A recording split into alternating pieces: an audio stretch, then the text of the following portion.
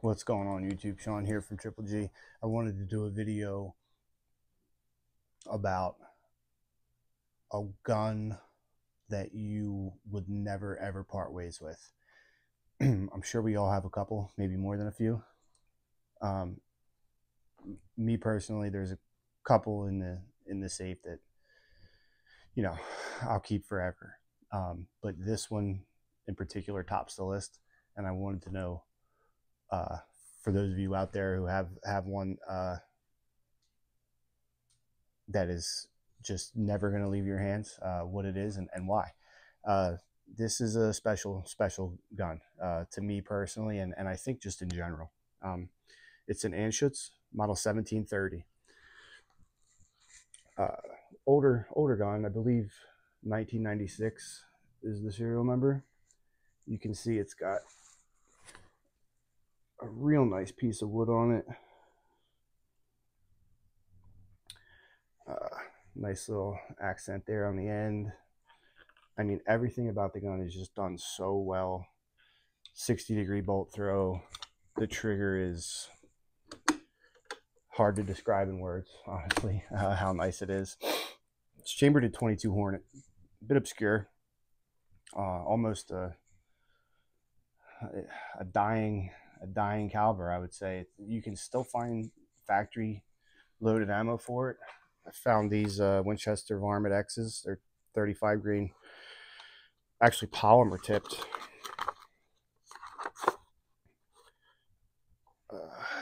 That's that round there.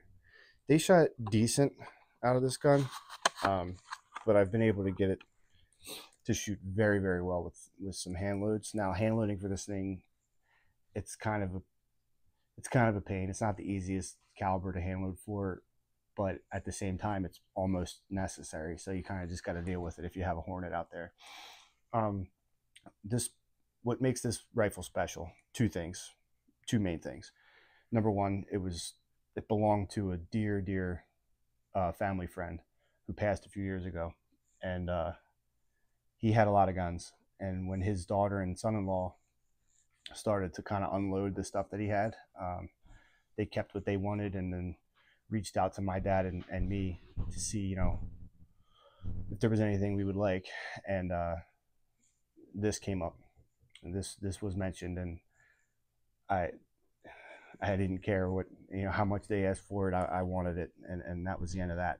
Ended up being a very reasonable price that they asked for it, so it was kind of a no-brainer. The second thing that's pretty special about this gun is, you may or may not have heard this before. I don't know if it's still a thing or not, but in the early to mid 90s, Anschutz had a deal or a situation worked out with Cooper rifles, where they would send barreled actions to Cooper, and then Cooper would stock them. So sometimes they're known as Cooper Anschutz, or Anschutz Cooper rifles. It's hard to say, because I don't know what out there is accurate and what isn't. I know that the records kept by both of those companies aren't the tidiest, you could say. But from my research, and please, if you know different or you know better, please let me know. But from my research, this year, 1996, there were only a few dozen barreled actions sent to Anschutz, or sent from Anschutz to Cooper. And as far as I could tell, from what I read on old blogs and articles and things like that, somewhere between like 8 and 12 at the very most, I think, were chambered in 22 Hornet. So it's a very, if that's true, it's a pretty rare gun. And not the most desirable caliber by any means. It's a very old caliber. There's a lot of stuff out there that has come out since and blows the 22 Hornet away. Different than the K Hornet, which we could talk about later maybe, but that itself kind of runs circles around the standard. But yeah, it's just it's a special gun, and a dream to shoot. The trigger, like I said, is just wonderful. The smoothness of the bolt is like, it's like butter. That 60-degree throw is, I wish everyone did that.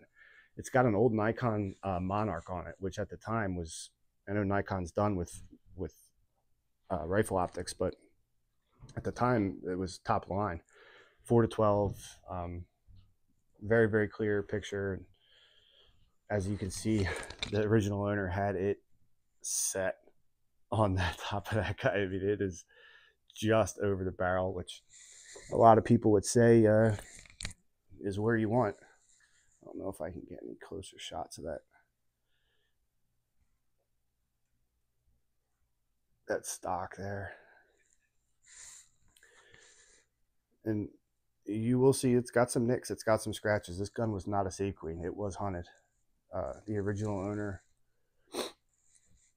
owner loved fall turkey hunting with this gun.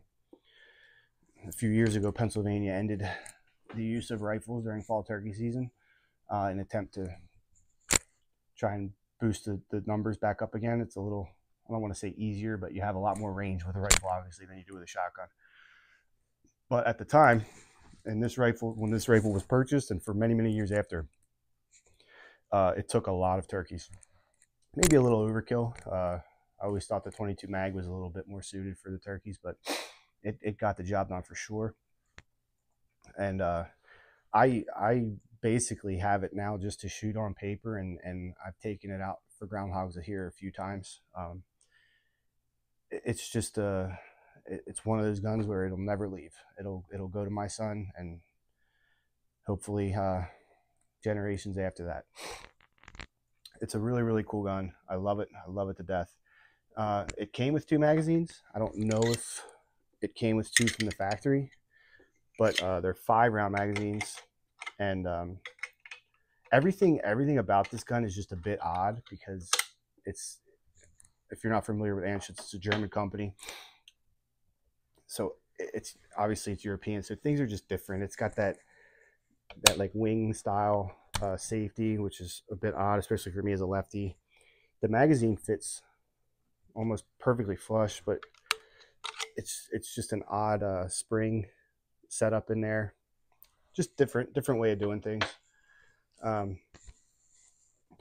You may have already noticed that I had it threaded. Now, when I took that to get threaded, the guy I had it done by was very cautious and very concerned if I really wanted to do that. And I straight up said to him, the gun's never leaving my possession. It will never leave my family. So any change or alterations I make to it that decrease the value, so be it. It could be worth $5. It doesn't matter to me. I did it because I thought it'd be cool to thread a Hornet or to suppress a Hornet. And you know, if there's only 8, 10, 12 of these in the world, who knows? Maybe I have the only one that's threaded and suppressor ready. It's very interesting to shoot with the can on it. The Hornet barks pretty good, I would say, and you know, especially for a small caliber like that, it brings it down to like a 22 Magnum volume. You know, so it's still, you know, got a little bit of a crack to it, but nothing crazy. Like I said, I have found factories in the past, but hand loads are what this gun really enjoys, especially 40 grain soft points. 40 grain soft points are what it loves the most. These I put over top of 11 grains of lil gun, which seem to do the trick.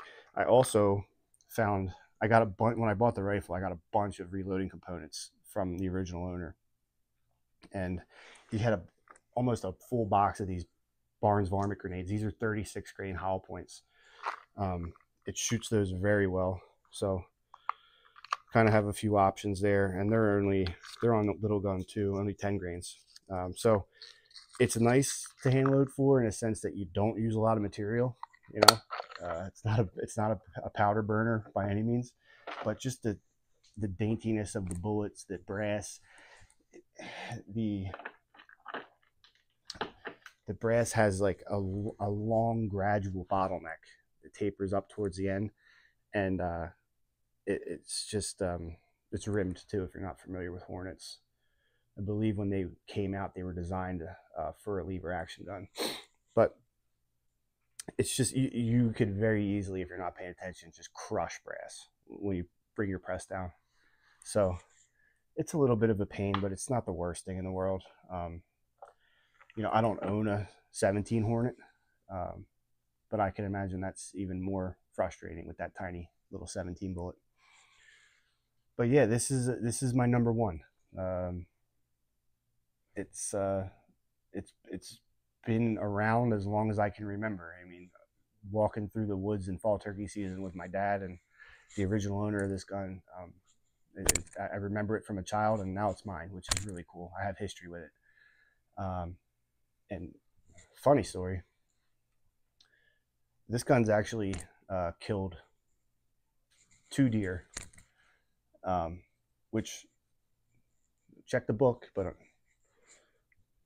fairly certain that's legal. It's a center fire 22 caliber. So if there's anybody out there that thinks otherwise, please quote the literature and let me know. But it happened, I would say, in 99 or 2000. So I guess statute of limitations are probably passed on that. But I wouldn't recommend deer hunting with a 22 Hornet with that tiny little bullet. But it got it done. One was a headshot, so that usually does the trick no matter what you're using. But the other one was shot behind the shoulder as you would normally place a bullet.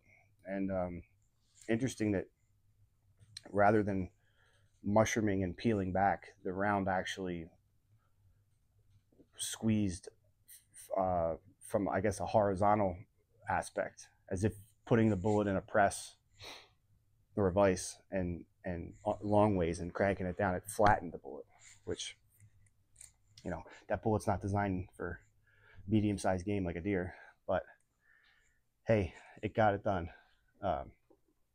So yeah, Anschutz model 1730 with a Cooper stock. The checkering on the pistol grip and the forend are just, I don't know how many lines per inch it is, but it feels so good in the hand. It has a little bit of a heft to it because it's got a decently heavy barrel.